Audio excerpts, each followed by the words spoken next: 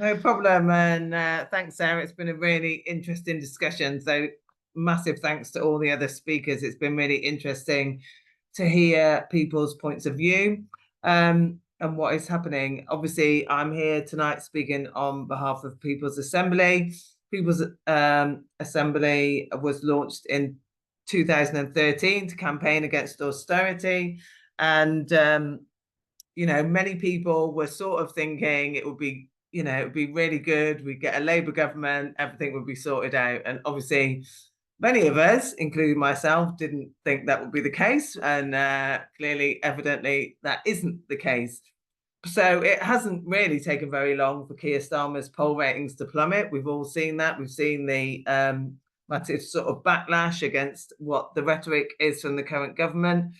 And whilst we were relieved to see the back of the Tory government and a decade of austerity, we haven't seen an enthusiasm in the new government. And it's not surprising. The Labour government warned of difficult times before they were even elected, really.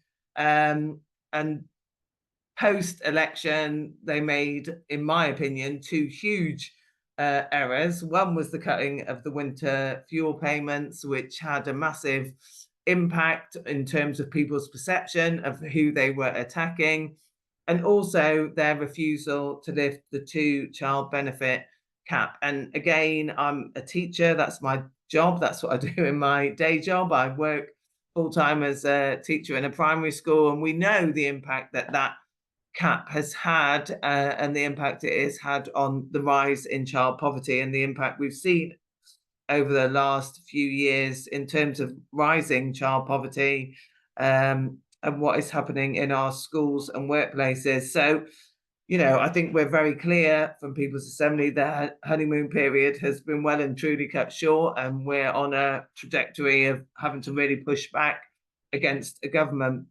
I mean, obviously, we are completely opposed to austerity Mark II.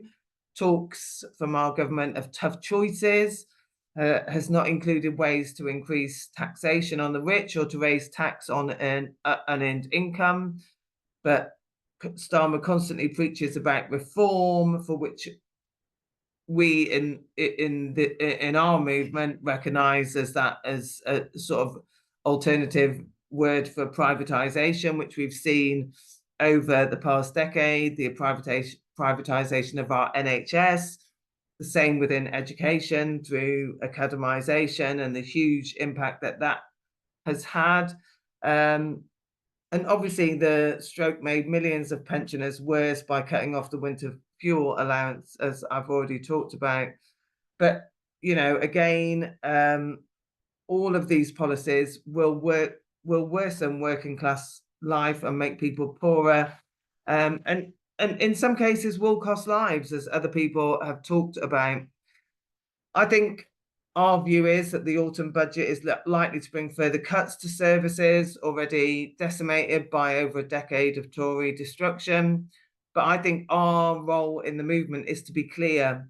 The cuts introduced by the Labour government, their refusal to repair the damage done by the Tories, are not a fiscal necessity, which they constantly say, but they are a political choice. So austerity is a political choice. And I think we have to keep reiterating that, because people say it's not, it's something we have to do. Austerity is something we have to do this or that or the other.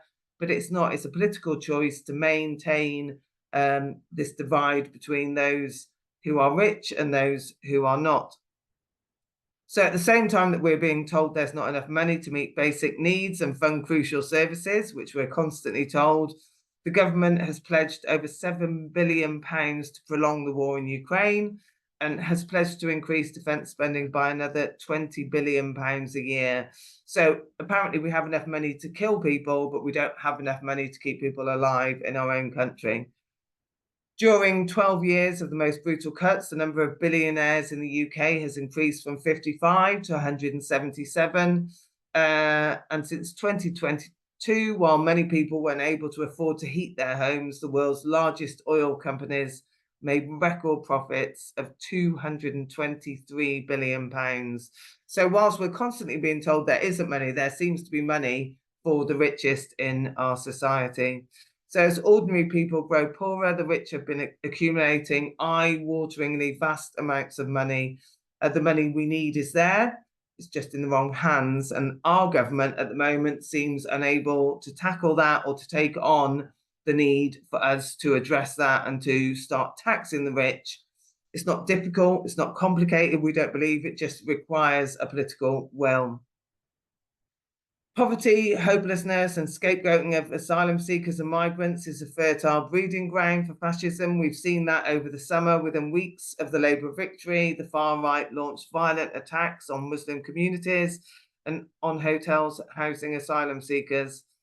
And though we've seen huge mobilizations, which have driven them back, I think we are very aware that that is something that we need to keep an eye on and we need to keep protesting against, because whilst the political circumstances are ripe at the moment, we need to make sure we are driving back the far right. So the People's Assembly is organising a real horror show, Budget Day demo, on Wednesday, October the 30th. The Labour government will present their first budget, and it's widely predicted that they will signal more austerity and cite that their fiscal rules are the reason that they are going to impose more cuts upon working people. So in the People's Assembly, we believe these rules are arbitrary and damaging. It's not just stopping the cuts that matters, but it's also important that this government repairs the damage of 14 years of relentless austerity. So we need to be bold, we need to step up, we need to rebuild and call on our government to invest in our public services, our schools, our NHS, our transport systems, our economy and our communities. The People's Assembly is planning a demo opposite Downing Street on Budget Day. It will be on Wednesday, October the 30th, declaring that austerity is a political choice and demanding that the government takes the opportunity to make the real hard choices, such as taxing the rich and borrowing to invest, rather than the so-called hard choices of withdrawing the winter fuel payments of pensioners, maintaining the two-child benefit limit, or attacking the benefits of disabled people. So we'll be holding a Halloween-linked stunt, as Austerity Mark II is a real horror show, followed by speeches by campaigners and activists from across the movement. The Chancellor's budget speech normally takes place between 12:30 and 1:30, so we'll be following that. And then we are planning to hold our demonstration around 3 p.m, right opposite Downing Street. This will be followed on from the WASPy demonstration in Parliament Square, so we'll be supporting that. And then have our own demonstration. So we will be really encouraging people to get along to that, to back that campaign and to support us in putting pressure on our government to end austerity and to invest in our communities. Thank you.